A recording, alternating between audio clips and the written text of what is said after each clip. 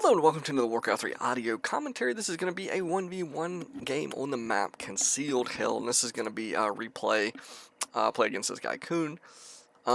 Pretty solid player, right? And I'm going to be doing a weird opening here. I'm going to be going for a Tavern Hero first, the Pit Lord. I'm a big fan of the Pit Lord in general, and I think he has some sort of pretty good strengths in this particular matchup, which I'm going to go over. But I'm going to start with archers, and I'm not going to Ancient War Creep, which is probably, arguably a mistake, right? You can, with not really that much effort, if you do this cleanly, it's really hard to harass, and you're going to basically get, like, a huge chunk of extra damage creeping, and you're going to tank on, you're going to be able to tank with the Ancient War, and it can repair itself by eating trees, right? So it can heal itself. And so a lot of the damage that you're going to take, you can sort of do away with it. Plus, like, one extra archer in terms of the build time. It doesn't really take a lot of time to creep this. If you do it, like I said, if you do it cleanly. So your lost build time is not really that sort of problematic. Plus, the way it generally works out is that second archer is going to be delayed anyway. There are ways, especially with a tavern build, where I could have probably... You could probably get the second Moonwell, as you're going to see.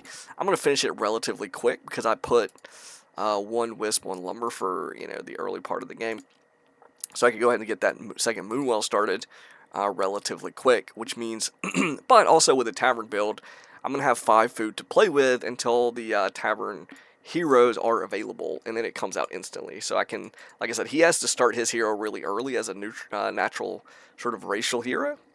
Whereas I can, my altar is just now finishing, but it's not really going to delay my hero that much, right? So there's like 25 seconds before this hero is ready. So notice I have 2 archers. I'm going to go ahead and start the 3rd archer, and I have my second Moonwell already finished. So I will have a lot of units.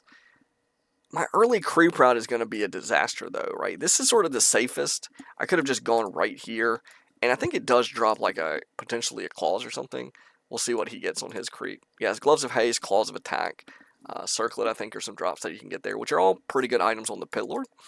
But what I decided to do is to go for this green. I was like, okay, he's probably going to be doing this. But the thing is, you can do this so quick with the extra DPS of the Ancient War. Even though I have more units than him, and my army DPS is potentially going to be... faster, but if you add the Ancient War into the mix, it does about, it does over 40 damage, a swing of normal damage, which is really good against, like, the Troll Berserker. It actually does, the Troll Berserker and the Troll Trapper, it's going to do extra, right? So you notice he clears this before I even get to this green. Alternatively, I could have went to this green as well, which would have been closer. Probably this is the move. If you're going to go for either of these greens, just go for this one, because, like, this to this, I guess, I don't know if this is meta or whatever, but he ends up just running into me. So he runs into me, and I clear most of the camp. I do finish most of the camp, but he's going to get to start mana burning me, which is kind of irritating. I went cleave, so the mana is not really that problematic, but the issue is, if I want to use Moonwells, it is going to be, annoying, and it's going to be a lot of damage on the Pit Lord himself, which I go ahead and, I let the splash hit the creeps from here on his hero, so I did a fair bit of damage to his hero. Killed most of the creeps there. He's going to clean this up with just very little effort. But notice he is not level 2 yet, so that's pretty nice. Nice that he didn't quite, one more of those creeps and he would have been 2. I'm not level 2 either, by the way, but... and notice he also had the Gloves of Haste, so he's got the item. So he's a little bit ahead of me in a lot of metrics. Also, the tech is probably... I was a little late on my tech, but we're basically even on the tech. I could have been a little quicker. He probably also could have been a little quicker. Just, like, I assume I had the resources sooner than I started the tech, essentially. Which is probably the case for him, too. He's got this here. I don't know the vision of the... Oh, no. What was that? Oh, that's just a sheep. I thought he had a wisp there. Yeah, I thought he had a wisp over here, but it's actually, he put it right there. So this is kind of annoying that he comes here. I guess he knew that I didn't creep that camp first if he looked at the, if he clicked my hero and he didn't see the item, blah, blah, blah, but now I have a claws. But yeah, I'm going to build a Hunter's Hall back here. I was thinking, okay, this will be a little bit out of the way. It leaves openings in my base for the Ancients of Lore, and it's not out. I thought about putting it here, but the problem is, if he just dives, like if he were to go from, like, here to here, I don't want him showing up when it's like, just starting, right? Like right now, right? But, it is going to have a lot of help by the time he gets to it. Why the heck does he go right there? I mean, he checks it. He sees the corpses. Why does he keep going?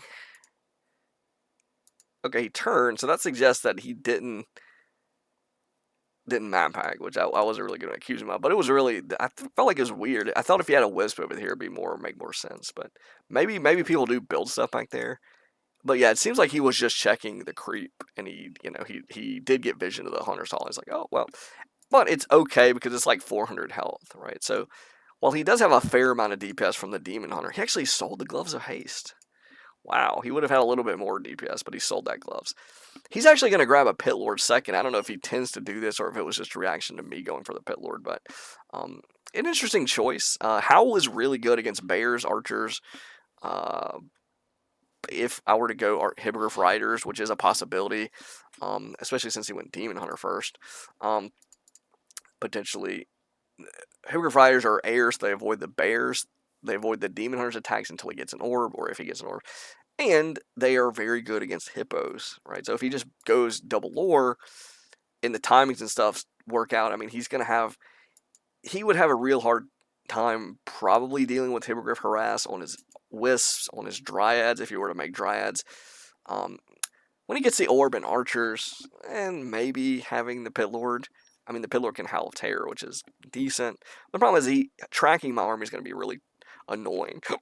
And when I say track, I mean slowing it down in any meaningful way. Like dryads will give us slow poison, right? But like I can just abuse the trees and the line of sight and stuff, and the range. Upgraded Hippogriff Riders, I think. Dang, do they have? I feel like they should have more range than the dryads with the range upgrade, but I'm not 100% on that. But their attack speed is very good, and their DPS they're 4 food to make a Hippogriff Rider, because you need a Hippogriff and an Archer to mount. But dryads are 3 food, right? So the DPS is probably pretty similar. Dryads do double damage, so you don't want to just have a sort of a lazy A-click trade evenly. You want to like use the mobility, take advantage of potentially if he doesn't have protectors, which again, why would he? You can fly in there and just sort of terrorize his wisps, make him either think about getting protectors or just lose all of his wisps, and then for his demon hunter to really have an impact, he'll need an orb. He probably wants to grab an orb anyway eventually, but yeah, it'll basically be a necessity. And then also, the more bears he goes, it's kind of like, it'll be hard to kill his hero with Hippogriff Riders, for sure, especially in the face of any amount of bears. But you can really be annoying, and then you can probably pin him in his base and then grab some creep camps, maybe get a little bit of map control on him. But I don't really do that strategy very much, especially in solo, so I can't really speak to it. It's just like conceptually, I think it would probably be viable enough to pull off against a lot of people. Now, it also depends on the second hero. Certain second heroes, like if he went Keeper second, which I think Naga's the go-to. So Naga, ranged hero, pretty good against air. Cold Arrow, decent at trying to like slow this stuff down so he can actually secure kills. And Fork Lightning, not amazing, right? Not the best AoE ability, but it does, it's AoE that hits air at range, so that's pretty good. Well, I say AoE. It's a multiple target spell that hits, that can hit air units, so potentially good. But in this particular game, I'm just going to go double lore, and I'm just going to straight mass dryads and get mass upgrades on them. And try to power level the Pit Lord. And I'm going to pick up an Alchemist. The thought process here is, even without mana, kind of like the Pit Lord with Cleave as the primary ability, the Alchemist doesn't really need mana to sort of still have good stats. He's kind of like the Demon Hunter. The Pit Lord and the Alchemist, similar to the Demon Hunter in that even with no mana, they are pretty effective depending on which abilities they have. And when I say no mana, if you have Chemical Rage as an ability for the Alchemist, I think the mana cost for that is only 25. So getting you under 25 mana is frequently just not worth it, right? Sometimes it'll be worth it, but having to just let me cast Chemical Rage sometimes he's probably just gonna have to deal with that, right? Otherwise, he's gonna be burning like 50 mana to get rid of 25 or 20 or whatever. So that's not really ideal. So he's going to be scouting. He's going to be playing a little bit conservatively while these lures get up. Probably smart. I think he makes a critical mistake going keeper third. The thought process isn't crazy. Entangle on the Pit Lord does mitigate a lot of damage if the entangles, gets to resolve like for the full duration. The problem is if I'm massing Dryads with Abolish Magic, I shouldn't really be, Entangle really shouldn't be mitigating too much damage because I should be immediately dispelling it, right? There's only, eventually when all my archers die, or if they all die, it'll just be the heroes that he's trying to entangle. So A, the heroes don't really take a ton of damage from entangle because of the duration and stuff and hero armor. And B, I'm going to hopefully abolish magic it really, really fast. I mean, once it gets down to just Dryads and heroes, it's going to be literally just pay attention to the two heroes. Now, I could actually have done a better job. I get a couple of really good ones, like right as the entangle hits, I'm basically dispelling it. But also did lose the Alchemist at one point, and almost lose it a second time when I think I might have been, I don't remember, out of mana or just out of range or whatever. Almost actually lost the Alchemist. I did lose the Alchemist once because I didn't dispel entangle quick enough, which means I couldn't use the staff. And that's the other part of entangle is it while your heroes or whatever are entangled, they cannot be staffed out. But, I'm going to basically be trying to force him to put most of his damage on my two strength heroes, which can tank a lot. I'm going to be massing heal scrolls and invulnerability potions, so I can, and also abolish magic because it's Dryads, and I'm going to mass upgrade. So that the idea is, have a bunch of ranged units that slow and poison, and they can dispel rejuvenation, they can dispel roar, and they can dispel if he goes for entangle. So I'm going to have plenty of dispel for his stuff. So I think I generally do a pretty good job of dispelling reju. We'll see. There was one time where I thought I was in range, and he just like, the Demon Heart was just literally like, it must have been right at the edge of the range, and just running away. And I was like, I clicked dispel, and it's not. I was like really tilted because it's like, I felt like I was in range like the whole time, but I guess I was just barely out of range, and I couldn't catch him to dispel it. So I just had to watch the stupid Demon Hunter heal, which is he's a hero that wears capri pants and he has no shirt. So do the math on what I'm implying here.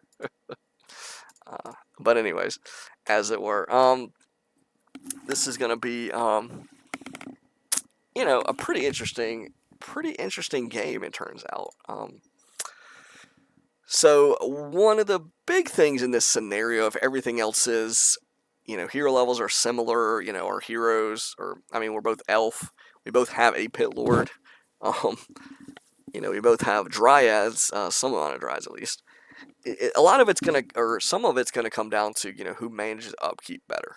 It's sort of, the map has a fixed resources being the creeps and the gold.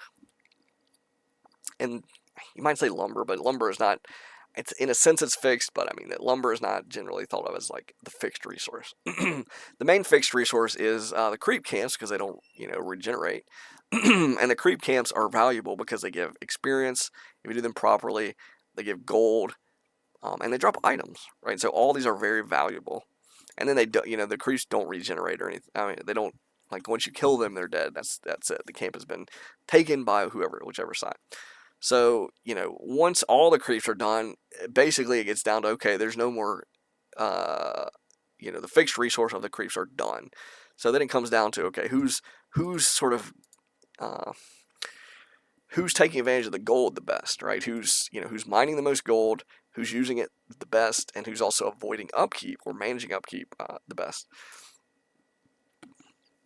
And then, of course, items, of course, and items and experience, of course, are going to lead to an arguable. Some of them are consumable, but they're sort of a long-lasting. A lot of items are permanent, so they'll give a sort of a permanent buff as long as you have them. And then the experience, it's gonna sort of permanently boost your heroes up towards new levels, right? But until they hit those next levels, a lot of the experience is just sort of, it's needed to get to the next level, but in terms of the actual power spike, it's at the actual level cutoffs. So, so yeah, then it's like, are there big significant differences? If you got like 100 more experience than me total, over the course of a whole game, that wouldn't really make a big difference, or it shouldn't. Actually, I should take it back. It might not make a big difference, right? I mean, as little as like 1 experience could make the difference between hitting 6 or not, right? But in general, right, especially since a lot of times you have multiple heroes, low amounts of experience gap probably aren't the big determining factor, unless it hits like one player gets like level 6 or something, the other doesn't. Um, so yeah, he's going to try to item creep this, and I was really fortunate to sort of be scouting at this point. I sent a wisp over here to see, okay, he didn't creep this, he didn't expand it. This is sort of my natural, so it would have been unusual, but I hadn't seen him for a bit. Like, he crept this, and I can't remember if I crept that or he did. But yeah, he's gonna try to come down here and grab this. So yeah, I wasn't paying close attention on who crept what. I feel like we crept about equal amounts. He's gonna get this level 7, I think, in the item, but I'm gonna sort of creep jack him, and I think I get a couple of rally kills, like a Dryad or something, and a clean, like, maybe the rest of the camp except for the level 7. I'm trying to angle. I'm like, okay, I scouted him doing this. I was over here. I'm like, well, let me come in behind him, maybe cut off his rally and cut off his run, his path back to his base. I put 1 Dryad over here. Maybe 2 would have been better. But I put this over here thinking, okay, maybe if there's some straggling units, I'll attack them. But he does have the Demon Hunter over here, so I was like, I don't know. The Demon Hunter plus the archers, I'll just end up losing the Dryad, probably. I could have chased and left this Dryad to sort of dance back and forth and maybe kill some of these. Especially killing this Dryad would be really nice. It's actually quite low. But if he hits me with the Dryad, I probably also lose my Dryad. So notice he's really, really trying to pat that. I'm like, you know what? I'm not gonna really go sweaty, and I've just decided to take the camp, take what I've got, and just like I said, if I had like a hero or something over here too, that would have been a good sort of pincer move or whatever you want to call it, but didn't quite do that. So it would have been funny if I just sent like 3 Dryads to the right, but he would have probably seen it. I don't know, his rally, I don't know, seen it. So if he saw like 3 units coming here, it's like, oh no, let me run down to the bottom, and it was like, oh, here's the real army, here's the rest of the army. That probably would have been great, but yeah, you don't know like how he's gonna react. He could have just stayed there, and like if I split up and I go like the long route, he probably just has a chance to finish up the camp, and then it's like the 3 Dryads are sitting there like, well, where's the rest of the army? Like, so then he gets to sort of, his rally actually sort of acts as a pincer for my stuff between him. But anyways, I catch this Ancient of War, which is really a good catch for me. It does give him vision of me, so he could react. I think he actually does run his Demon Hunter down here. He's like, okay, I can't just give this. Fountain creeps is a lot of creeps, a lot of experience, a 6, a 5, a big item. 4, 4, 4, like so much experience, and you get to just stand there and heal for free. So it's the cost of doing this, like the window for punishing somebody creeping the fountain, especially if they do it properly, is really, really much smaller than you would think for a camp of this size. Kind of like the Lost Temple fountain creeps. There's like a ton of creeps and really good item drops and stuff. But sort of as you're creeping it, and then afterwards, like you can literally, and even if you don't wake it, like before, you're literally standing there healing, right? So, you can stand there, and especially if you get the attacks from the creep split up, that healing is going to be massive, right? And so if you creep it, then heal, and then like right after that they come attack you. Normally you creep a big camp like this, especially maybe at the 9-minute mark, there's a chance that you've sustained some damage or you've used a bunch of mana, right? Maybe your spells are on cooldown, maybe you've taken some damage. I don't actually do this very cleanly. I take a bunch of shots on this Dryad, which is quite terrible. And then I see his Demon Hunter, I'm just like, oh, this Demon Hunter dude with boots, like, this is irritating, because normally, I'll say normally, like, I mean, just, if he doesn't have the boots, he doesn't show up. I mean, actually, if he didn't show up quite there, I'd maybe start the camp. Maybe actually worse, but, because, like, I probably wouldn't have gotten kills if he would have been, like, 10 seconds later. Maybe 1 kill or something, but I don't know. But he definitely wants to show up, so I'm just like, this is kind of annoying, because I now have to, like, manage the aggro of the creeps, and definitely the Dryads, this Dryad took, like, 80% damage, I think, or something. It took a ton of damage just right off the bat for no reason. I have to be tanking that with the hero. The Dryads, or at least, I really just the heroes are I don't even really want to tank that with the archers, but at least it would have been better on the archer, but as it were. But anyways, didn't kill the Dryad. It just, like, I don't want to, just give him free kills there, and I definitely don't want to just lose the creep. So now he's trying to manage his, like, I sort of almost forced him. I guess he could have ran over here and just tried to do this to counter, right? But like the positioning, I was already there, so like timing wise, it's gonna be weird. But he could have done it. He could have done this, whatever. Uh, done this and then ran to the. I don't know. There's all kinds of options on how this could go, but he decides to try to engage me. He seemingly feels pretty confident because he's got 3-2. He did grab that big item, which is a Khadgar's health pipe. He has a mana regen on the bears and both of his heroes, which again, actually very annoying. I'm pretty sure that doesn't apply to Moonwells. That'd be funny if it did, but yeah, I don't think it does. but yeah, the extra mana is actually quite annoying because if he tries to use if he wants to use the Moonwells, or he needs to use the Moonwells as it goes generally, to regen, his heroes or his bears or whatever he wants, mana is actually, for whatever reason, they decided mana was like a more valuable resource than health. So like you'll notice a lot of health items are cheaper than like mana replenishment items, I guess. But and that also applies to the Moonwells. Like it takes, I think, 4 times as much moon juice to replenish a point of mana than a point of health. So every point of mana that he doesn't have to replenish at the Moonwells on his heroes or potentially dryads or potentially bears is going to be moon juice saved. So that's actually a very good item for him. There's other items that he could have got there that would have been really nice too. Of course, it's a big red camp, so generally the item drops are pretty good in general. But I think that one may actually be, for his particular strategy, might have been one of the best ones he could have gotten. But anyways, it is what it is. So yeah, the creeps do end up killing that wisp, which is pretty funny. Hurts him a little bit. Would have hurt him worse if I killed the wisp. A little bit, but anyways, we have this battle where these are not master level yet. This is a bad time for him to engage me. The fact that he feels confident right here is, let me see, the food count, I'm at 55. He is probably at, yeah, he's managing upkeep better than me right now, but he's decided to run at me and fight, right? And a lot of the value of these bears, normally, going into this fight, it's not really that, I mean, at this point, it's 10 minutes. If I'm going to make any dryads, I'm going to have a boss magic at this point, probably. So, like, to assume that you're really going to be able to get much value out of rejuve, and this might be where he gets a rejuve off and runs away, or it might have already happened, I forget. Try to pay attention.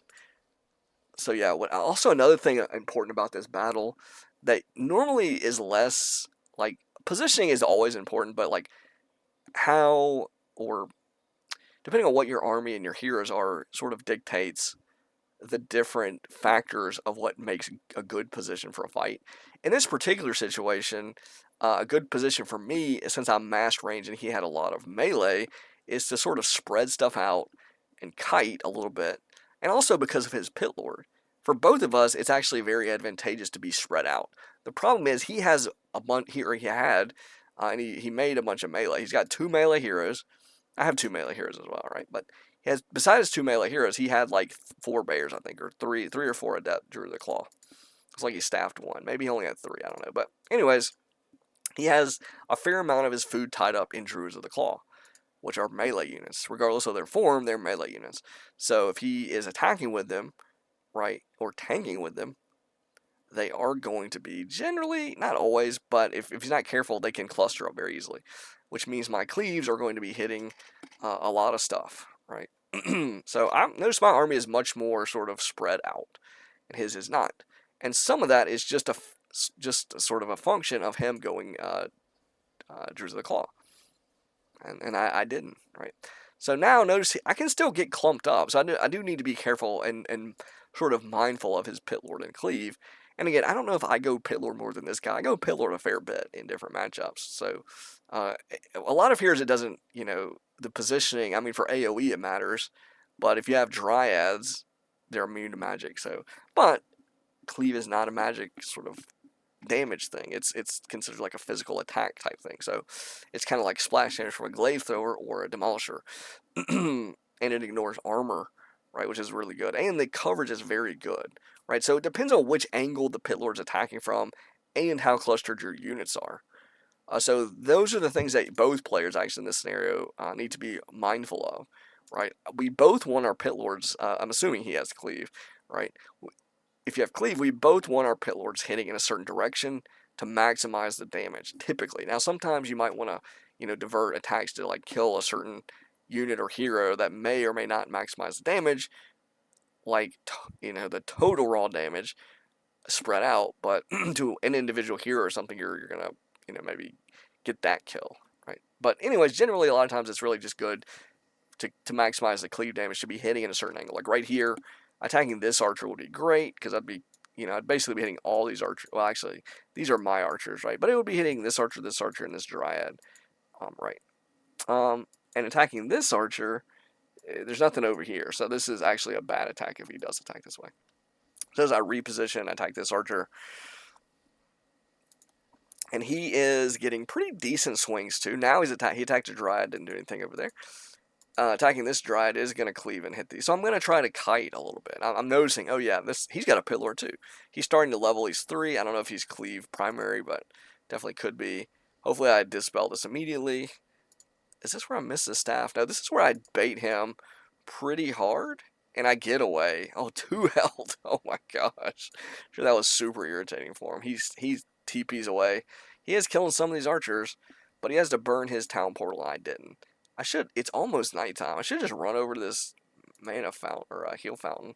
I use a heal scroll, and instead of going to this one, I go to my main, because I do have a bunch of moon juice that I need to, it'd be nice to utilize. I was actually quite late in getting the, I'm not even tier 3 for a lot of this game. So it's quite late in getting the Wellspring upgrade, which is something important that if you're going to go tier 3, it's almost automatic. It's definitely great. He's going to creep this. I see him creeping with a Wisp. I pop a detonate on him just because the Wisp is over here, and I'm like, oh, whatever.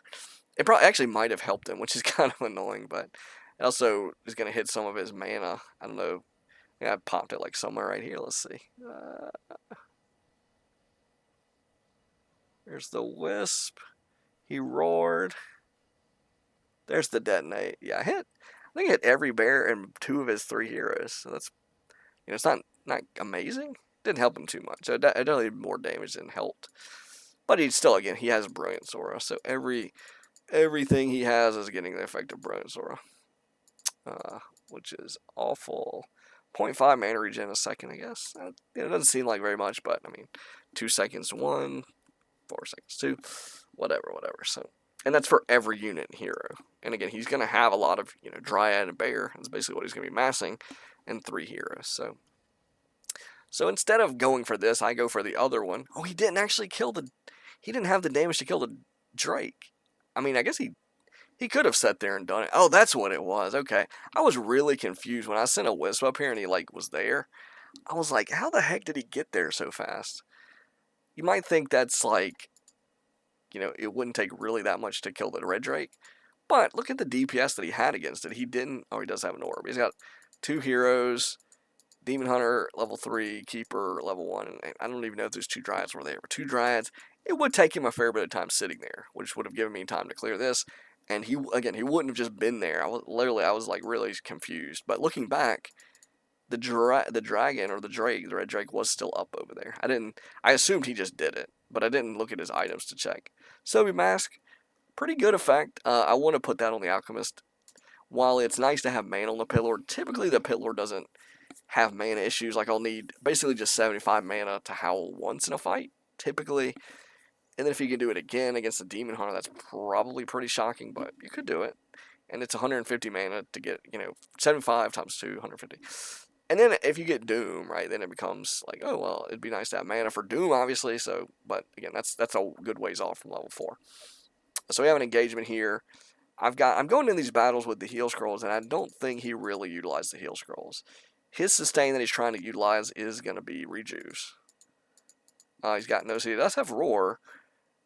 I think you have to manually. I'm not sure if you have to manually abolish magic rejuve. I feel like you do, but I'm not 100%. I should actually know that, of course, but I'm pretty sure roar just gets instantly, like, it automatically, if you have dispel on autocast, it will get rid of roar. Now that might actually be a mistake to do that for a couple reasons. One is one roar is 100 mana, I think, and it casts on everything. So if he roars and I dispel every roared unit and hero, that's gonna eat a lot of my mana. I think Abolish Magic is 50 mana. So to get rid of a single roar, it's gonna take probably potentially at least 400 mana. Like, and that's just if it just hits 4 targets, right? So the more it hits, obviously, the more it costs for me to abolish. Whereas if I want to abolish 1 Rejuve, which costs 125 mana, it's only on a single target. So it only takes me a single abolish magic or 50 mana. So efficiency-wise, it probably would be smart just to ignore Roar. I mean, it's nice to dispel it. I thought, I was thinking, I have tons of Dryads. I didn't really think it'd be an issue, but notice that a lot of them are sort of running low on mana. Some of them have a fair bit. Let's see, this one's has only 100. It looks like it has a decent amount, but it's like the total is like it's 200 at max, right? So bears are gonna have like 400, right? So it's a little bit tricky. Mana management is another resource. It's not exactly fixed because you regenerate mana over the course of the time that you're playing and the time that the units are alive and the heroes are alive. Or you can get them from the Moonwells, which is another source of mana, potentially. Mana and healing. I mean, the Moonwells themselves have mana, but the function of them is to give healing and or mana replenishment to units and heroes. So, but in that sense, it's it's sort of fixed to the amount of Moonwells and the amount of time that the Moonwells are generating mana. And also how much they start with, I guess. So, so yeah, we're gonna have a battle here. I think I'm above 50. Now we're both at 50. We're both sort of managing upkeep a little bit. Upkeep. Neither of us have expanded. This is still an open creep camp. He's crept his natural a minute ago. So he crept his natural. I think we probably split the shops, if I had to guess. Hopefully. We sort of split the middle. He did the big creep and got the item. But then I got the rest of the camp, I think. So, and then I got the whole fountain, the item, and everything, and he didn't get the Drake. So that's arguably a little bit of an edge for me. And it's a level 6 Drake, so, and the item, so that's actually Soapy Mask. It's a pretty nice item, right? So, so it's a pretty big advantage, arguably, in that specific example. So this fight, he's got 1, 2, 3, 4. Does he have 4 Druids of the Claw? 4 Druids of the Claw.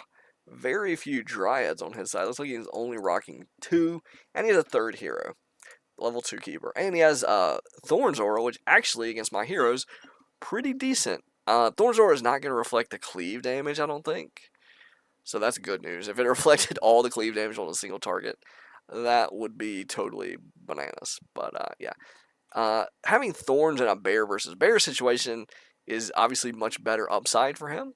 So that might have been what he was expecting. He might have saw the Dryads and been like, okay, this guy's going to go bears eventually. It's Elf Mirror. A lot of elves just go into bears. It's probably the meta.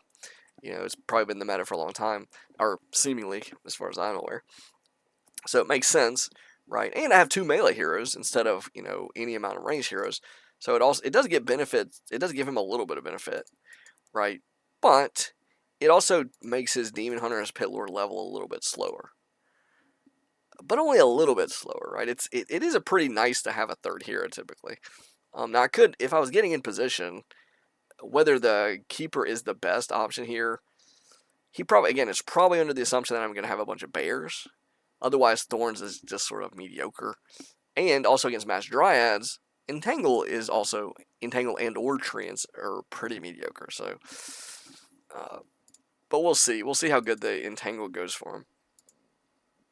Notice I do need to be like, let's see, 1001, 1002. Yeah, I didn't dispel it. That was actually bad on my end.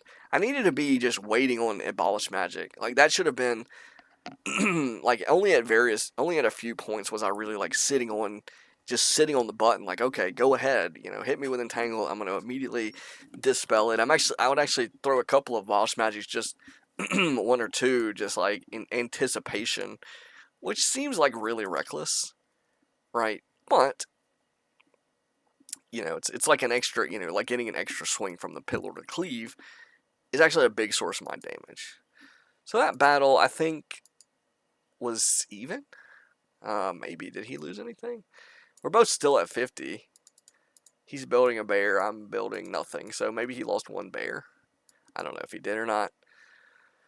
Uh, it'd be nice to have those fancy charts that like there's like some kind of overlay charts or something that like some of these streamers have that are really cool, but I'm assuming they had to pay for that. So they don't just give those out for free, as far as I'm aware. That show like army sizes through the course of the game, like over time during the game, gold, experience, all that stuff. So it's pretty data. Like I'm kind of it's a little bit nerdy, but seeing the data is pretty cool. Like so you can sort of see like, oh, this is when the game sort of turned, right? And then you can, if you see that, you can probably make some guesses. Now again, it's as all data, context is pretty important, because if you actually watch the replay, and it's, you should sort of, especially if you have a decent understanding of the game, you should be like, okay, you can see what what exactly happened in those moments if you're really looking, right? And there is an advanced observer thing they added, which is kind of cool. I'm not super used to it, so I don't really use it, because it kind of puts a bunch of clutter. But like it does, like the Warcraft client, the Reforged client has it. The Advanced Observer mode, if you have it on, when you're looking at the replay, you can have like the table of like food counts and resources and stuff of different players, I think, and you can sort of modify, you can sort of adjust it and to display certain things, certain people or certain factors, and I don't even remember what they all are, but it is a nice addition, right? Whether it's like the greatest implementation, it doesn't have those cool charts like over the course of time, right? It's like that would have to pull the data like and show it over like a time frame. So, but anyways, I decided to take this expo. Let's see, does he scout it? Oh, he's got a Wisp sitting here, but I don't think he scouts this. He's scouting like, I think he has vision maybe like right here.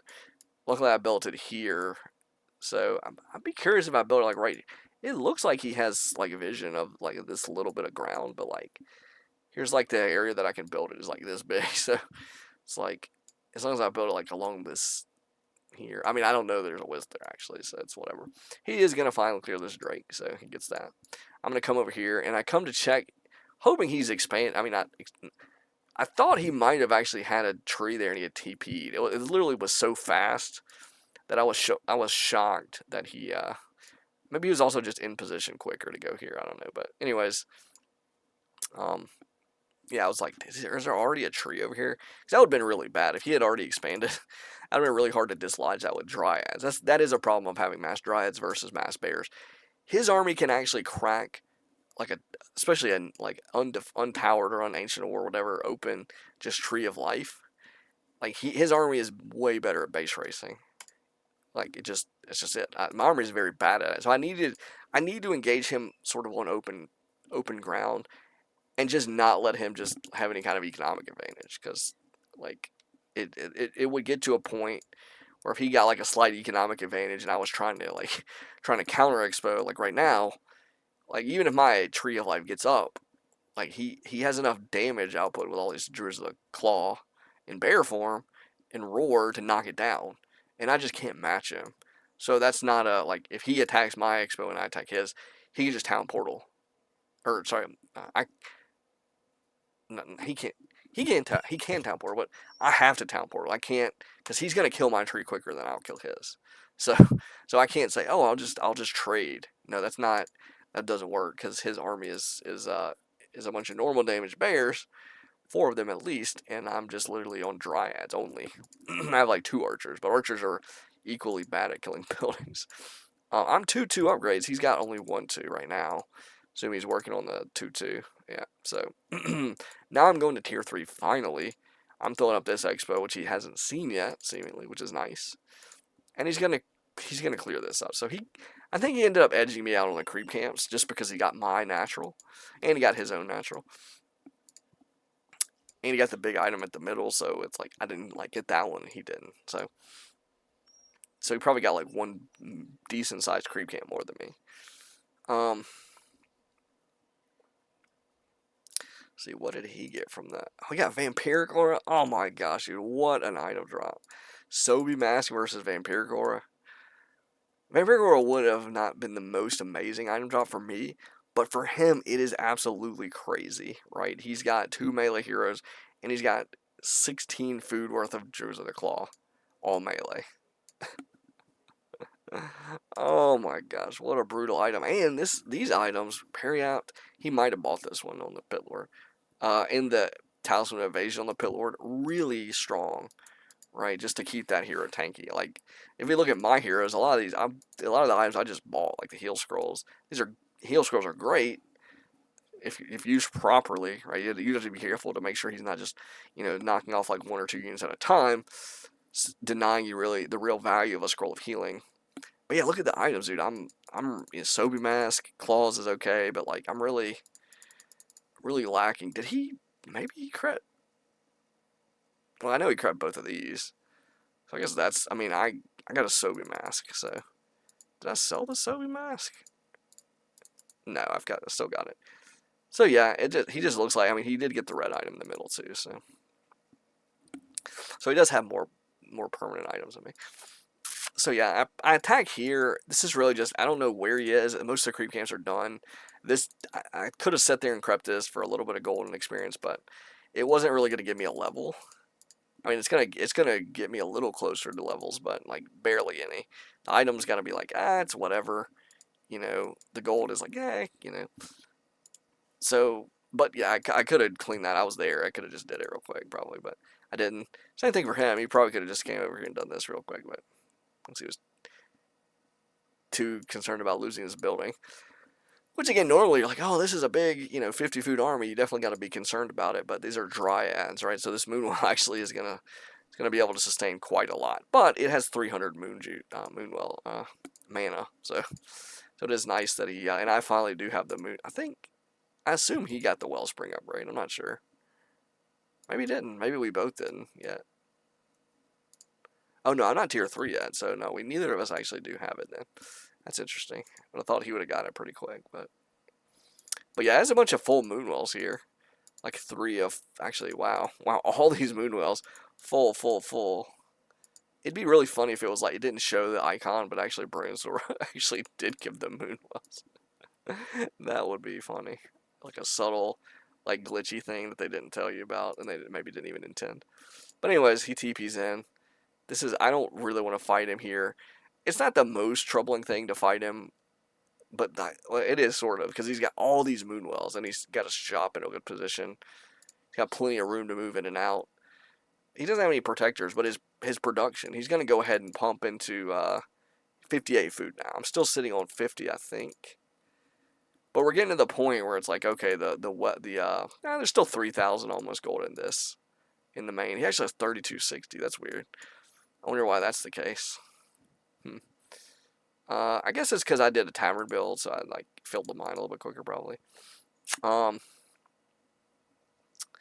He TP'd without 2 of these bears. So I'm like, ooh, I saw that with a wisp. I was like, oh yeah, and I was like, okay, well, I'm sitting on 50 food. This is a bit greedy, and could definitely throw the game probably. If I needed like another unit or 2 or another item or 2 to keep the battle like in my favor or even or whatever. But anyways, I decided just like, you know what, I'm going to get a second expo here. I'm going to force him to come engage me and deal with this. And then I was also like, ooh, look, free bears. This is really great. This might have actually made the difference in the game, because this is 8 food. These bears have plenty of mana. He's spread out. I turned my heroes to tank, and so his Pit Lord's not really getting much value up here. Mine is getting a decent amount of value, I think. So it's a half speed, so I can try to... Oh, he does staff out that bear, so he didn't lose it, but now he's 4 food away, and this one is over here. I'm trying to watch his wind up. I use an Invul Potion. It's nice to just go ahead and wait, assuming he is going to probably entangle the Pit Lord.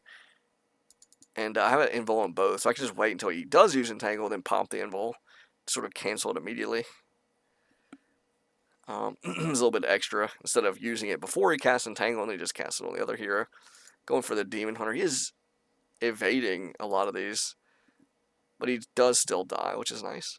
I don't think you can evade cleave attacks, so I should have just hit a bear, probably, with the Pit Lord. But yeah, now the food count. I'm at 43. He actually does have a food count advantage of 55, but he is quite damaged. And so we'll see how this goes. He's got nearly full Manaless Keeper. He uses Entangle. Oh my gosh, I popped the Invul Potion. I didn't do it immediately, but I did eventually pop it. Again, like I said, I wasn't microing the greatest here. It's a pretty decent heal spray, I guess. Everything, mostly it's just the Pit Lord that was damaged though, so I was like, I don't know. But I'm spread pretty good, right? He's not, oh, that was it. That he entangled immediately. I was ready for the Abolish. That was the one time where it was like, I was really on the ball. I was like, he's pretty damaged. I was like, I definitely don't want to give him a free shot at my hero kill. His Pit Lord's over here. He's seemingly looking still for the Pit Lord kill, but he's not going to get it, hopefully. I mean, I've got a TP, so I'm just sort of baiting a little bit. And I still should be looking for that Entangle Abolish. Because he could hit at the other hero, too. Like, he's pretty low. He has plenty of mana. You know he wants to do it. He has the Orb of Venom, which is spreading a lot of damage. He probably gets a lot of value here in this game from Orb of Venom. I don't know if he was specifically, like, hit a different target. Let's see, one. Yeah, it looks like he wasn't really spreading it too much. Hits a hero. Use Chemical Rage. Abolish. Yeah, this one, I think this is where I'll lose him, actually. Oh, I staffed that Dryad. What did I even... I should have abolished it. Yeah, that's rough, because that was a level 4. He levels to 4, but I think he actually gets away with his Pit Lord, which is... Oh, this is why. Normally, this would have been easy clap on his hero, right? It would have been easy death, for sure. But look, he has 150... You know, this everything about the stats is 150 plus his effective hit points. He has 15% evasion because of his item. So attacking this here is actually a disaster, right? Because he's so tanky for one thing, but he has like, and this also gives him another 25 health. So he's literally sitting at plus 175 health with 15% evasion on a strength hero. And I have mass dryads. My DPS just isn't very good in this scenario. And again, if I'm hitting his Pit Lord specifically, instead of cleaving on him, he is getting that evasion also on those cleave attacks, on the attacks themselves, right? So, whereas if I'm cleaving, I think that the cleave goes through and it doesn't get dodged. Like if I'm hitting something else and it's splashing on this here.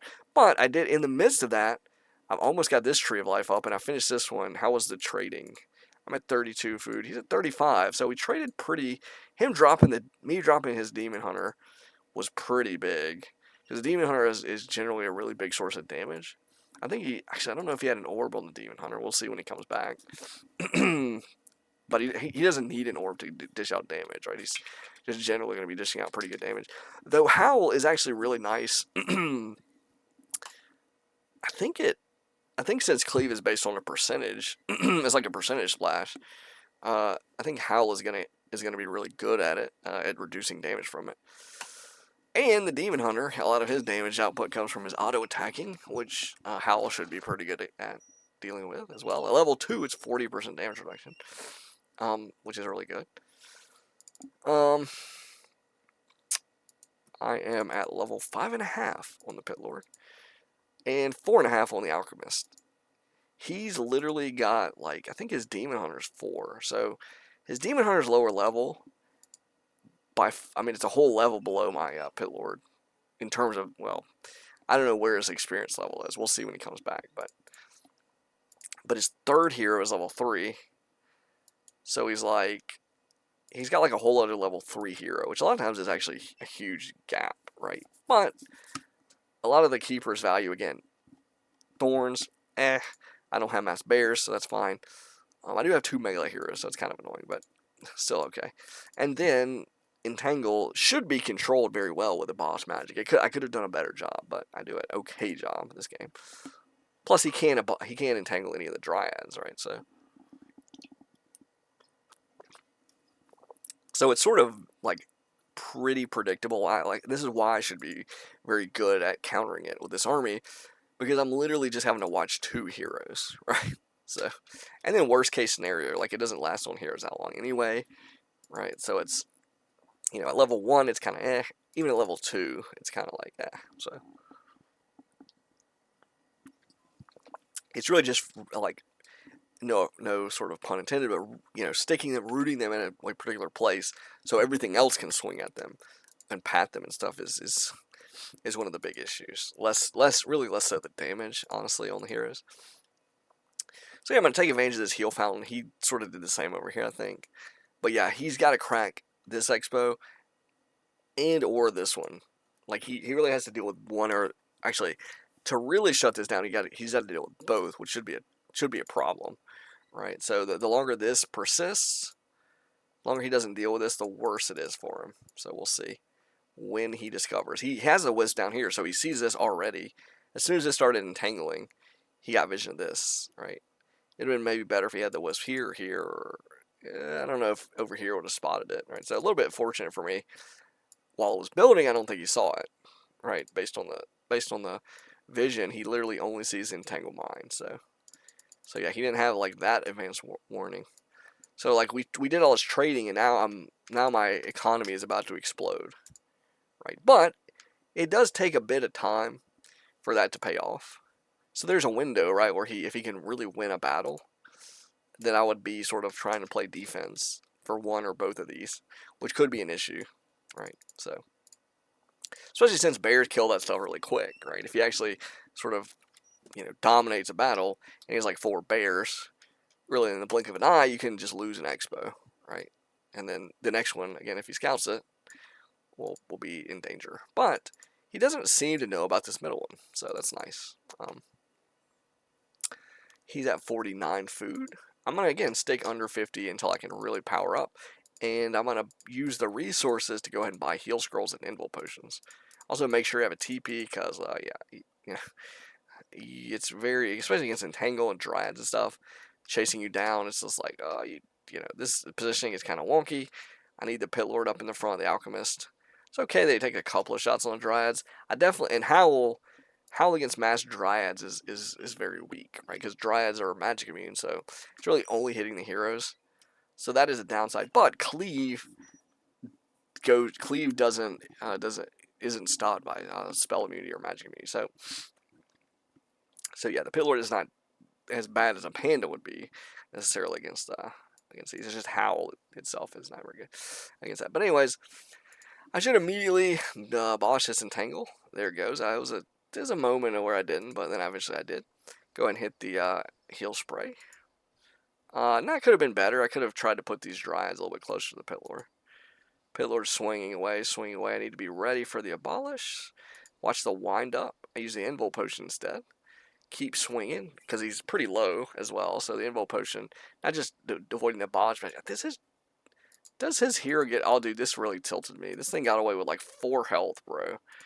Oh my gosh, dude. I was about to be like, man, if I lose a game and like just because of something like that, dude, I was going to be like really tilted. But I was like, oh my gosh, you know what? Though his army is all clustered and like stuck here, basically. Sort of surrounded by my Dryads. My Pit Lord's in good position. Doesn't look like he's focusing the Pit Lord anymore. So yeah, this is these cleaves are hitting all the bears. I do need to be careful. This is where I should have been a little bit. I do sort of immediately get it off, the Bosch Magic, and I go for his Dryads. So he's at 40 food now. I'm at 44. Pretty close, but...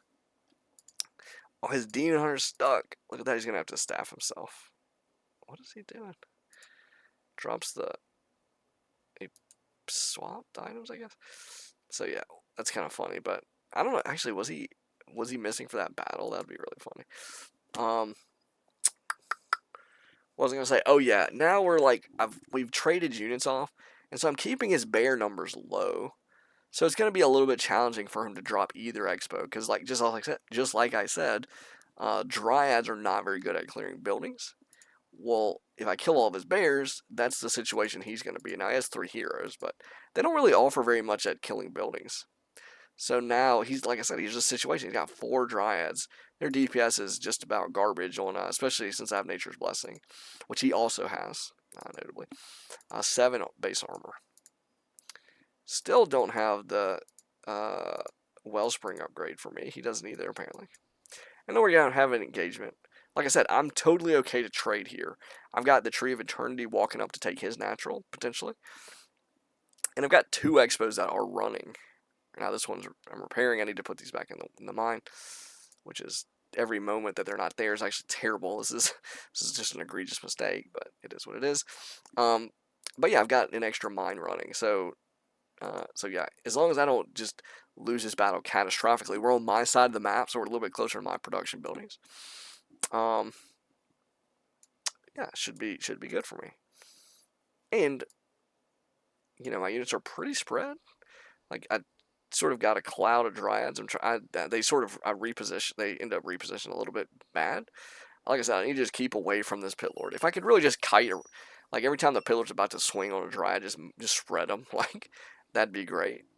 I do have to be very careful.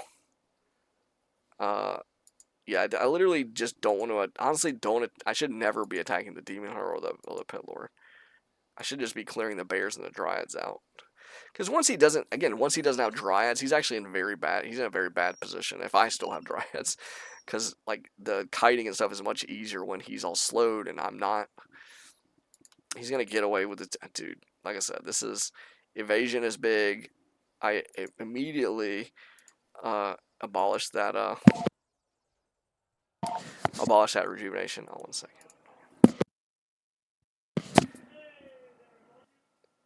Yeah, so I immediately abolished the reju on the pit lord. That's pretty important, right? Because any seconds that's running, and here's where I was like, I think I was actually out of mana.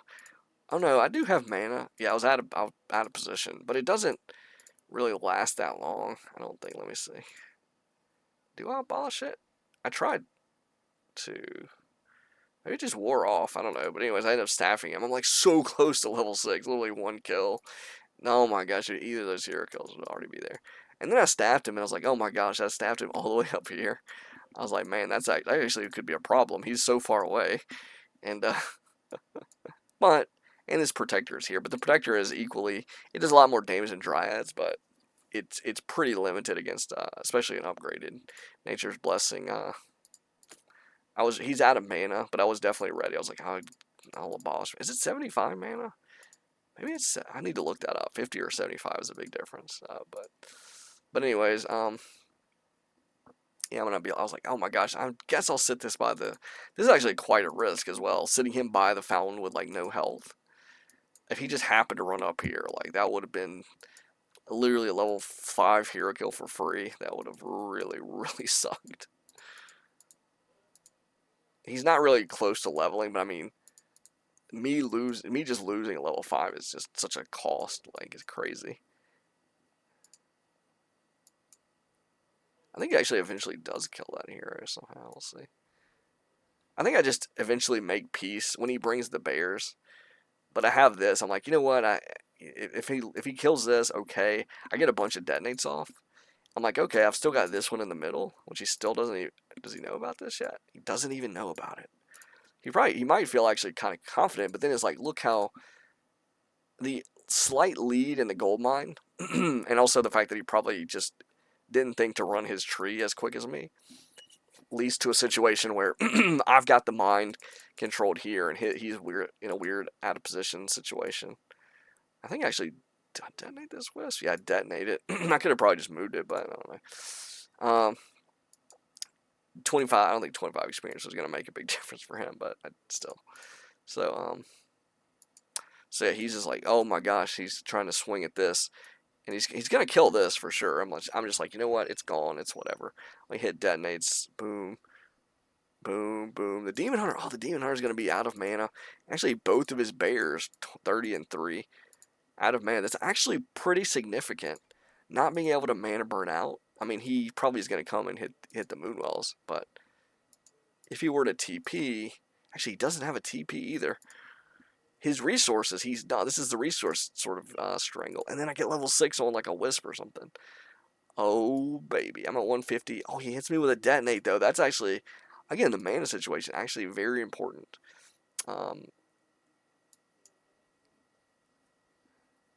If he had hit me with one more detonate, that actually would have been huge. But yeah, he's going to come hit his Moonwells because he needs the mana. And I actually don't need to be fighting this with the Pit Lord. But also my DPS is actually terrible if I'm not. But I don't really care if this is sitting here. I don't know if he can hit the... I'm trying to see, can he hit the... Yeah, he can't actually hit this. So this is, I mean, as kind of annoying as it is and really silly looking, watching these two Tree of Eternities like right here. This actually doesn't do anything right now. Like I can literally ignore it, which I think I choose to do for a moment. And I probably should just ignore it completely. Just ignore it because it doesn't matter, right? It's not hitting the entangled mine. I don't even know if it's healing, right? Not that if it's healing, it's actually worse. If it's healing, I definitely should ignore it because my DPS is just not going to destroy it. And there's no way. He's at 28 food. I'm at 66, and I have 2 mines running. He has 0 mines running. I don't even think he knows about this one yet. Maybe he never knows about it, seemingly. So yeah, now I just have to literally just sit here and not get like lose some ridiculous like I don't know, like I don't even know if you can tell my hair. But also I noticed I'm at like 144 mana, and I'm like, okay, I need 150 for his ultimate, and I definitely want to cast that ultimate. I would like to hit a bear. I think he pulls the bear back though. I feel like the closest thing ends up being a wisp when I get the mana, which seems really stupid. Like why wouldn't you do it on the bear? But you do it on a wisp and you get it instantly. So it's like you do get a big benefit really fast to do it on a wisp. So, but I am gonna actually burn my invul potion because his demon hunter is like rolling, and I'm literally like, I could probably could have kept running. I'm like, you know what? I'm just gonna go ahead and pop the invul, make sure he doesn't mana burn me, and then boom, he entangles a hunt now, which is like okay, I guess whatever. Doomguard, stomp the yard, let's go. And now it's game. I mean, it was game over, honestly. Like, even without the Doomguard, I think I'll win this fight pretty easily. I started to make hunts because, like, it's just extra normal. It's normal damage that I'm kind of lacking. Um, and I just need to overwhelm him. It's kind of annoying that he can entangle those, but yeah, it's like whatever. So here's Big Daddy Doomguard. He's bringing all the treants. Doesn't matter. Just the staff is like, uh-oh. Staffing is not quite the saving grace that it was before. Kind of like when I staffed. I was like, oh, a little bit. But now there's a fight going on right here. So at least when I did it, it was nowhere near the enemy. So yeah, Stomp. Like I said, he's just look at so many units. It doesn't. This is one of those situations where economically it's over.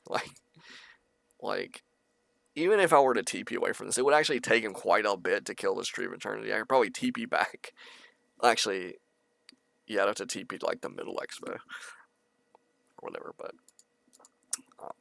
yeah, so we'll check the resources. Like I said, significant gap in gold loss to upkeep, but part of that is because like by the time I pumped into like low upkeep, I had like an expo or 2. So if we look at the net gold difference here, which is on the left of this table, the column on the left, 6,000 over 6,000 gold difference that I was rocking, which is going to translate typically. He actually out-teched me, which is kind of shocking. I mean, he hit tier 3 way before me, so he maybe had actually 33. I don't know upgrades, but typically it is going to translate to more units produced, 64. I didn't have any summons, right? So this is all mostly dryads, some archers, some wisps, of course, as well. So take that off. But then largest army 72 compared to 64, and that was only going to like he was pretty much in a spot where if he couldn't crack those expos, I was just gonna power into like 80, 100 food, and there's just like he can't just sit there, right? So, but the problem was he couldn't just sit there, but he also didn't have the damage to really beat me on open ground or knock down two expos, which is sort of the spot. Like he knocked one down, I essentially just let. It's to say that I let him is a little bit misleading. I mean, I did. I didn't really try to contest it, right? But it's because he had a big army and I was out of position, you could say, and I didn't want to TP there. I was like, you know what? I'll just defend this Tree of Eternity, and his Tree of Eternity was up there too. So it's like that was the contested. If he had ran all the way across to my natural with his Tree of Eternity, that would have been funny because his would have been in position. He wouldn't have like had to. It wouldn't have been out of position, right? Over where it was arguably out of position because he couldn't take that mine. I had gotten there first, right? So that's sort of a weird, like, people getting expos and like defending it. It's like, oh, Elf typically will get a free expo if the game drags long enough, especially with Nature's Blessing. I'll just one second.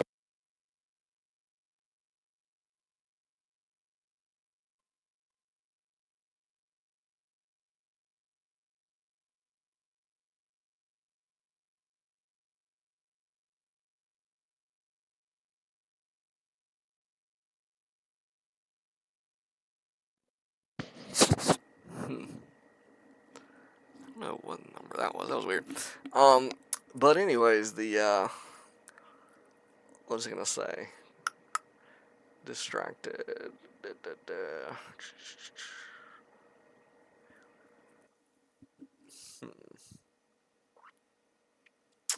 Yeah, he was sort of like, he was sort of just in a bad place where he like had to fight me on open ground to sort of contest the expos. Oh, I never. So like elf, generally if the game drags on, especially if they get Nature's Blessing, they frequently will just get an extra expansion, or maybe not an extra expansion, but an expansion, right? If there's a clear gold mine, right, which a lot of times in solo, like certain maps, there's limited gold mines, but that map has one natural for both players and a middle gold mine.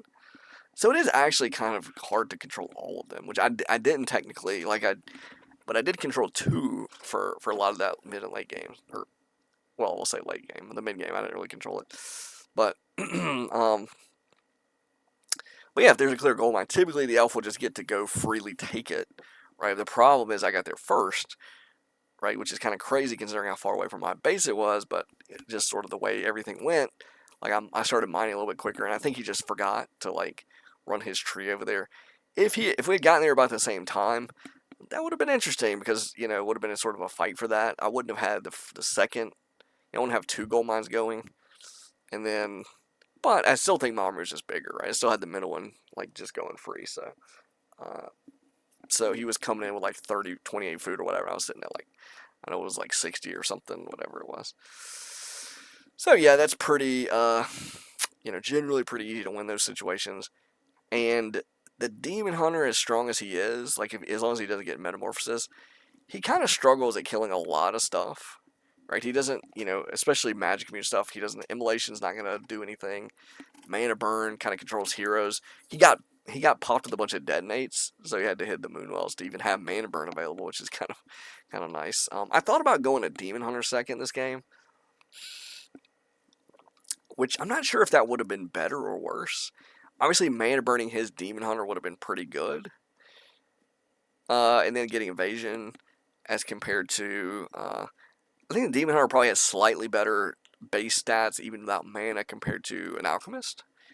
But it's much closer than other heroes. Some heroes are very bad stat-wise compared to the Demon Hunter when you take mana and spells out of the equation. The Alchemist doesn't have a passive ability, for one thing. So even if the Demon Hunter has 0 mana, he will get the benefit, if he has evasion, of evasion. Whereas the Alchemist, he at least needs, his lowest mana ability is Chemical Rage. 25 mana is not very much, so it can generally be used a lot. It's not a very big mana cost, but if you do drain him all the way out, he literally won't have access to Chemical Rage. Also, I think he starts at 0 base armor, whereas I want to say the Demon Hunter starts with 4 or 5. I think he might have reduced it to 4. I feel like at some point it was 5. Maybe it's 4 now. I don't know. Could have looked at the replay or whatever, but anyway, just in general. So, the Demon Hunter doesn't have healing, so the ability to heal between battles is kind of nice, or in some sense during battles is kind of nice. Acid Bomb is pretty good. I don't know if he was abolishing it. I feel like he probably wasn't. Maybe he was. I'm not sure. Boss Magic, though, reduces armor, and it does a bunch of damage, and hits multiple targets. So against the Demon Hunter and Druids of the Claw, it's pretty good. I sort of wanted, if he was going to be in there with the Demon Hunter, just sort of, doing the tanking and, really getting in there and getting all the value he could out of the, hang on a second. Getting all the value that he could out of the Demon Hunter, and again, Mana Burning is going to take him pretty close as well to the battle. Then I wanted him to be tanking a bunch of damage and potentially losing the Demon Hunter. Now, he did a pretty decent job of keeping him alive and really milking it. Some of that was probably on my micro. I probably could have done a little bit better positioning and make sure he didn't get away. I could have maybe got a third hero, the Naga. That actually would have probably been clutch, right? Because just keep the Naga sort of far back, or like him have a keeper and just try to throw in tangles and hope for the best. But the Naga is you can't dispel. I don't think you dispel the cold arrow, and every attack, right? So it's like if you're anywhere in range, with say a demon hunter or a pit lord, that Naga is going to be clocking you for a slow effect, which is huge, right? For kiting, it's huge for putting damage on you and reducing damage, right? It reduces not just move speed but attack speed as well. And I think I don't know if it's 5 or 10 mana, but it's pretty hard to keep the Naga below like that amount of mana, just intermittently throughout the whole battle. It's like you generally just are going to be like, okay, there's just cold arrows, outside of forcing you to staff or killing the Naga. That's just going to be a sort of factor in the fight. Alternatively, I could have maybe gone for the Fire Lord is pretty interesting with Soul Burn because it not only stops you from casting spells at a pretty long range, it's essentially going to silence whatever you hit with it. It also reduces attack damage by 50%, and it does a fair bit of damage, right? It's obviously against heroes, since it's all this utility of silence and damage reduction, the damage doesn't, let me look at the numbers, right? I feel like it's not going to do crazy damage on heroes because of spell, hero armor, reducing spell damage, and I think the duration on heroes, yeah, is only 7 seconds. It's like, it goes 16, 18, 20 on units, the duration of the spell, but it goes 7, 8, 9 on heroes. So it's drastically reduced duration, which makes me think, since it causes damage over time, that not only does hero armor reduce the damage, but I think the damage per since it lasts for fewer seconds, I assume that's going to drag. It like cuts it in half essentially, right? Since the duration, so not only 30% reduced hero armor, but also seemingly a little bit over 50% reduced from the mechanic of being less on heroes, right? But anyways, we'll look at the damage. Total damage 80, 200, 340. So if you cut that in half, maybe is how it works on heroes. You got 40, 100, and 120. That's pretty low. And then if you reduce that further by, assuming that's how it works, and then you reduce it further by 30%, let's say 40 minus 30 is like, oh my gosh, you're looking at 28. I don't even, these numbers, 70, just flat 70, and then 170, 50, like 120, right? So level 3, with all the damage reduction, it looks like it's going to do about 120 damage, which doesn't sound like a lot. And it takes place over like 9 seconds. So it takes a long time for that damage to get there. But the utility of reducing, like, mainly what I'm talking about is hitting like a demon hunter with it. Because the demon hunter is going to be the one out in the front, in the range to really get that. And also, he's the one that spells you're going to be most worried about. Like, he runs in, he wants to mana burn you. And you're just like, nope, soul burn. And he takes damage and he's like, oh, well, I can't cast spells. I'm in the front, I want to attack as well. Oh, you're doing 50% damage for 7 seconds, 8 seconds, 9 seconds. So it doesn't sound like a long time, right? But you're essentially, chopping his damage output tremendously. And I guess actually that would be I guess that would also be really great on his Pit Lord. It might actually be even scary or even more effective on the Pit Lord because you're like, well, I'll let you, if you're not casting on the Demon Hunter, he's going to be going wild with the mana burns. Like, okay, sure, that's annoying. But then minus 50% damage on Cleave should be really big. Right? And that extra little bit of damage could be, besides the hero scaling, right? Like, just instead of 2 more Dryads, just build like 1 hero. Obviously, a hero costs more than 2 Dryads worth of resources, but the food cost of 2 Dryads is 6. So, in terms of food cost, actually the hero is less. And the heroes scale up. So, a third hero could, again, like his, when we look at hero levels and I guess experience, I ended up beating him on experience, but before that last battle, it was probably a little closer. It was about 700 difference. I eventually got to 6. That's big. 6 is big, right? Level 6 is pretty big. But 444 versus 5-5 is like, it's pretty, the power levels are pretty close, right? So, So, because even with 700, it was like he was still in there, right? It's just the army sizes, right, at the end, really determined it. But eventually, his third hero is going to scale. If he hits 555, oh my gosh, dude, it's crazy. It just takes a lot of experience to get to 555, but like it is really like heroes are get really powerful, right? Especially if you get the proper heroes against their army. Hero, like me and my friend Jake would call it Dota. Like we had some strategies that would be generally pretty good in a lot of sort of situations in the game, but it would have like a downside of like, if it got to just hero on hero, or we would have like some AoE heroes or something like that, where and solo hero, and it was like, well, if you're solo here against three heroes, and you're like a lot of your values come from like AoE abilities, like Shockwave, for example, or Breath of Fire. Uh, outside of like the ultimates of Reincarnation being still decent, and especially the Panda's ultimate still being pretty good, right? Actually, the Panda's ultimate is one of my favorites, one of the best ones in the game, I would argue. Um, outside of that, three heroes tend to be, especially leveled, tend to be really better because they, of course, can hold more items, which potentially, especially if there's stuff like staffs and heal scrolls and da da da da. But also they scale, right? So at a certain point, two heroes are just going to sort of hit a wall, right? Some heroes they can go to level 6 and 7 and still get a pretty big value. I mean, 6 is for most heroes, level 6 is a pretty big power spike. Some heroes it's pretty terrible though, so it's kind of a sort of a thing that tilts me a little bit. Some heroes I like. Death Knight, for example, his ultimate is pretty much garbage. Uh, most of the other heroes that I like are pretty good. The Panda, I think the Panda's ultimate is one of the best ones in the game. He's one of my favorite heroes. The Pit Lord's ultimate, I wouldn't say it's the top tier. I would say it's Doom is a second tier ultimate, but it's really strong still, right? It's an ultimate ability. Even being in the second tier is really good, right? Can definitely swing games.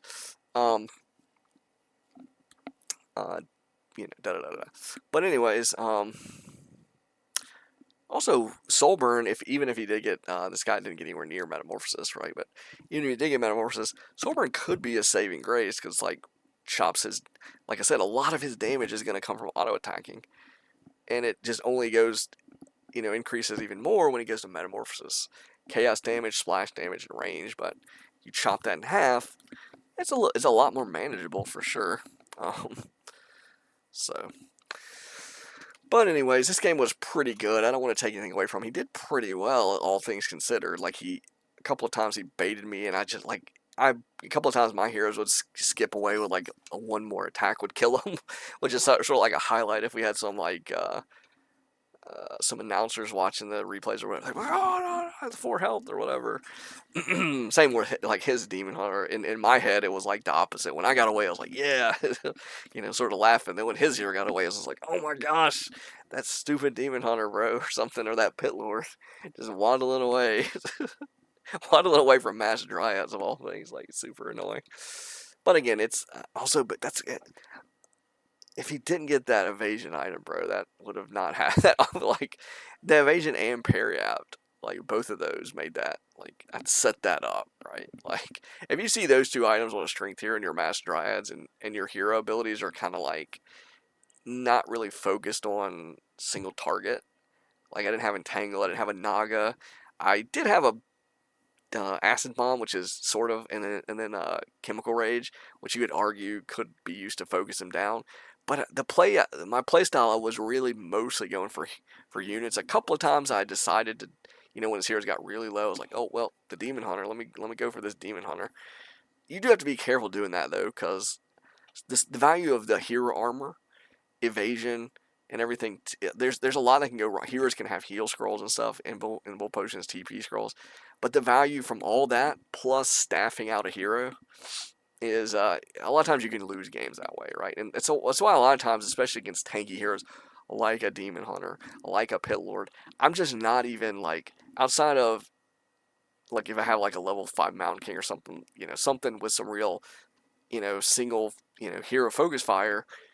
And the later stages, I'm just like, you know what, bro, your heroes are, they're, the certain heroes are just gonna they're just gonna stay in the fight, right? It's like, you know what, we're gonna clear these units, and we're gonna try to win a macro game. We're gonna try to, you know, keep our army bigger than yours, and we're gonna hope that our heroes are better leveled than yours, and that's it. You know, they're just like, I don't want to, I just don't, you know, all the advantages of like heroes, like hero armor, typically have a lot of armor. Certain heroes have a lot of health, just base health, and then with items it only gets, like, you have items that jump them up like 100, 150 health or whatever. You know, I had a game earlier where the guy crept a red camp on Twisted Meadows, and he got like the Khadgar's Gem of Health, so it's like plus 300 health. So you got these items that can skew like 300 extra health in a fight. You look at a Death Knight or something, you're like, okay, well, you know, you sort of see him. If you're not paying attention to his items, you're like, okay, you have a sort of an expectation of, okay, a level 4 or 5 Death Knight, half health or something. You have an expectation of the amount of damage that it takes to kill him. And if he's got a plus 300 health item, and then if he has an evasion item, his effective health is just bananas. Like, you don't, it's crazy the difference, right? Now, this guy in this particular game didn't have a Khadgar's Gem of Health, thankfully. I don't even think those items drop on this map, even at that red camp. Actually, do they? Maybe that is one of the item drops instead of Brilliant Sora. Question mark. But anyways, regardless of where the items drop and everything else, items can make a big difference. And as soon as you start focusing heroes with mass piercing damage, and spell damage, which also gets heavily reduced, not as bad as piercing, not quite as bad, but still, you're playing into their strength typically, right? And yeah, you don't want their heroes to scale, so if you can actually get the kill, that frequently will be good. But sometimes you waste too much damage killing it. It's like, okay, you killed his hero, but your army just got mauled, right? So it's like, well, we tavern it back, and our army is still really strong, right? And you wasted, you sort of dumped all your resources trying to kill that hero, and we were focusing units. So if we kill 15 food and you kill 5 food, yeah, experience and stuff might be great. Excuse me, and knocking a hero out again, could be pretty good. But 15 food compared to 5, frequently your DPS. It's not that a high level hero can't match 15 food with DPS, but you know, the more that number, you know, creeps up, you know, 20 food, you know, 25 food, or whatever, it's like you just as easily and possibly even faster could have cleared out those units, right? And just, I don't know. And then again, that's assuming you get the kill, right? If you lose 15 food and they staff a hero out with like 50 health or something like that, well, you just lost 15 food and they lost, you know, they staff the hero so they can heal him at the base and whatever. So it's like, all right, you've clearly done the wrong thing in that battle. So, but anyways, that's gonna be the end of this audio commentary. Big Pit Lord, big Doomguard, big wins, my friend. That's the motto. Sometimes that's the motto. That's gonna be the end of this audio commentary. ScryMind signing out.